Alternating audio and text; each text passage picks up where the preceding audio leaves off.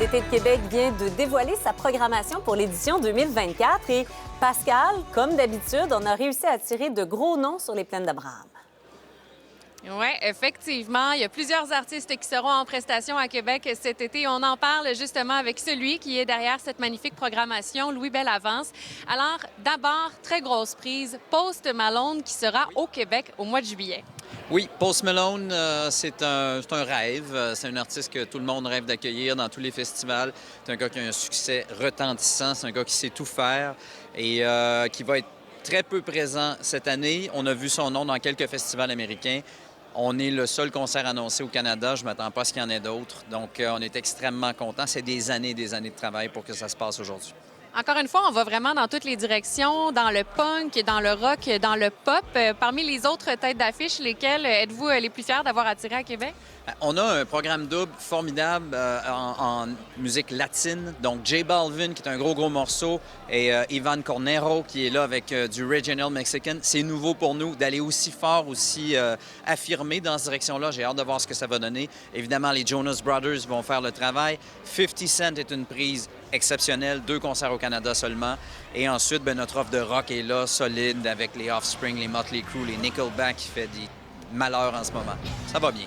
On a 2 cartes blanches cette année pour des artistes québécois. Il y a Carquois et Alexandra Streliski au piano. Ça peut être quand même assez surprenant. Oui, ça prenait de la vision, de l'audace pour aller là. Évidemment, on va l'habiller. On va permettre à Alexandra d'avoir un spectacle à très grand déploiement. On travaille là-dessus depuis longtemps. Elle, de son côté, avec son équipe aussi très activement. Et on a hâte de pouvoir en dire plus, mais les gens vont être surpris par l'envergure que ça peut prendre. Et là, on ne peut pas passer à côté du retour de Marie-Annick Lépine cette année au Festival d'été de Québec. Ça risque d'être un moment très émouvant. Oui, je pense. Marie-Annick a toujours fait de la musique sous son nom, sorti plusieurs albums. C'est très bon, très pertinent. Là, dans une belle soirée bien entourée avec les Sœurs Boulay, Michel Rivard, Catherine Durand. Donc, il y a beaucoup de monde pour être là, Mara Tremblay. Je pense que c'est spécial. Je pense qu'elle veut reprendre la route. On est là pour l'accueillir.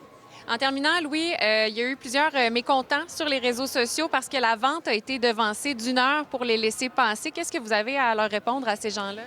C'est une mesure qu'on fait pour permettre de rendre ça plus fluide et de ne pas faire, comme on dit, crasher le système à midi. C'était fait l'an dernier aussi.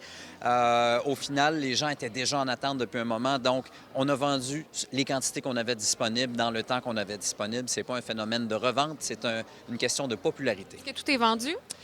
Je le sais pas, mais je serais très surpris de ne pas finir ma tournée d'entrevue sans que ce soit tout vendu. Louis, merci beaucoup. Félicitations. Merci à vous. Donc voilà le Festival d'été de Québec qui sera de retour du 4 au 14 juillet prochain. Merci beaucoup, Pascal.